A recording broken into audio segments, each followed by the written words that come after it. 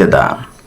কেউ একাকী নামাজ শুরু করেছে, অতঃপর একজন এসে তার পিছনে ইক্তেদা করলো।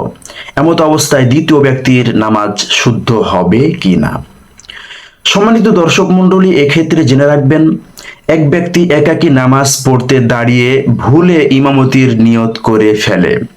পরে স্মরণ হয় নামাজের ভিতরেই একাকিত্বের নিয়ত করে নিয়েছে।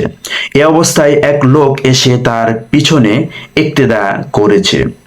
এখানে প্রথম ব্যক্তির নামাজ কি শুদ্ধ হবে? যদি হয়, তবে দ্বিতীয় ব্যক্তির ইক্তেদাও কি সহি হবে? সম্মানিত দর্শক মণ্ডলী, মুক্তাদি পুরুষ হলে ইমামতি সহি ও শুদ্ধ হওয়ার জন্য যেহেতু ইমামের নিয়ত করা জরুরি নয়, অতএব প্রশ্নে উল্লেখিত উভয় শুরুতে দুজনেরই নামাজ শুদ্ধ হয়ে যাবে। তবে ইমামতের জন্য নিয়ত না থাকা অবস্থায় ইমামতের যে আলাদা সওয়াব রয়েছে তা হতে ইমাম সাহেব বঞ্চিত হবেন।